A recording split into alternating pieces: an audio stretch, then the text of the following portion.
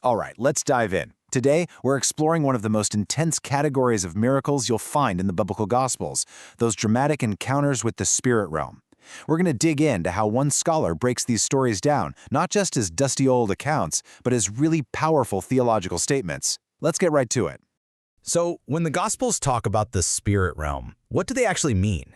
And, why are these encounters with these unseen forces such a big deal in the overall story? That's really the core question our source material is going to help us unpack. Okay, so our source here, Dr. Robert C. Newman, he draws a really important line in the sand.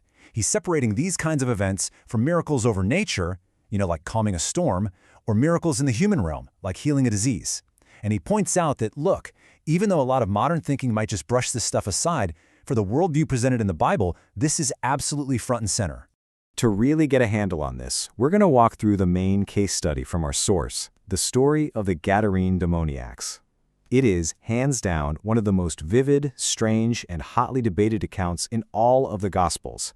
So the scene opens and it's tense. Jesus and his disciples show up in this region and they're immediately confronted by two men. These guys are so violent they've basically made a public road completely impassable. And they're living among the tombs. Super creepy. And this is where it gets really weird. Right away, there's this moment of recognition.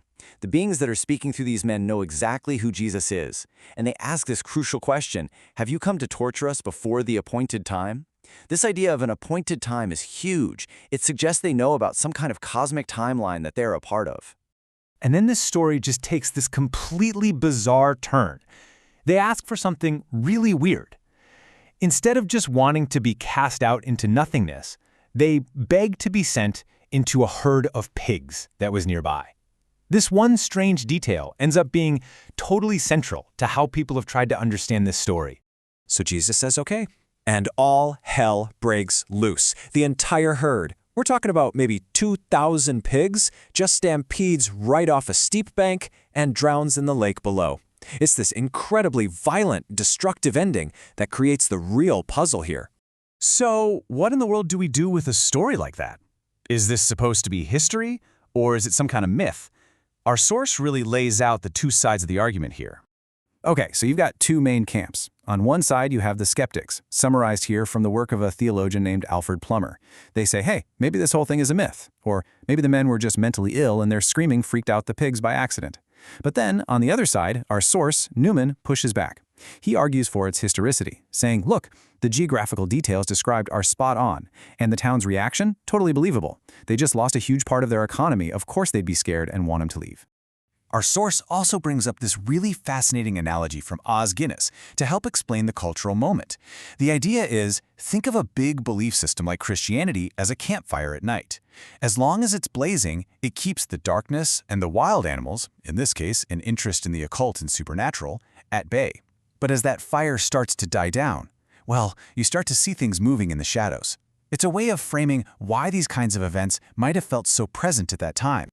Now, that story with the pigs is the big one for sure, but it's not the whole picture. Our source points to two other encounters that add some really important new layers to all this, especially when it comes to faith and prayer. First up, you have the Syrophoenician woman. What's wild about this one is that the whole thing happens from a distance, and it's for a non-Jewish person. This seems to show a power that isn't limited by geography or who you are. Then there's the story of the possessed boy. And this one is key because Jesus' own disciples, they fail. They can't do it. And that really shifts the focus to how crucial faith and prayer are supposed to be in wielding this kind of spiritual authority.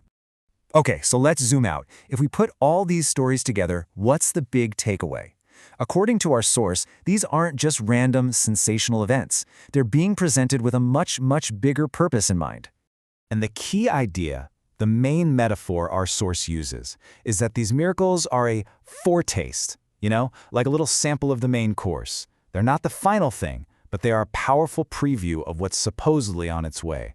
And this slide just brilliantly breaks down what that foretaste is all about. So, according to this analysis, these events connect backward to the raw power of creation itself. They also point forward, fulfilling old prophecies about a time of redemption, but they're also provisional. Jesus healed some people, not everybody, which signals this idea of already but not yet. It's like the New Age has started, but it's not fully here. And finally, every single one of these exorcisms is framed as a head-to-head battle, a sneak peek of the ultimate defeat of these opposing forces.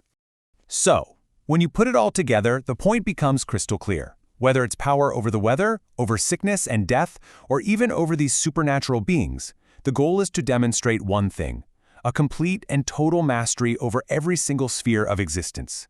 And that brings us to the final, really fascinating question our source leaves us with. If these miracles are truly meant to be a preview of the future, what does that imply about the reality of our present? It's a pretty big thought to chew on.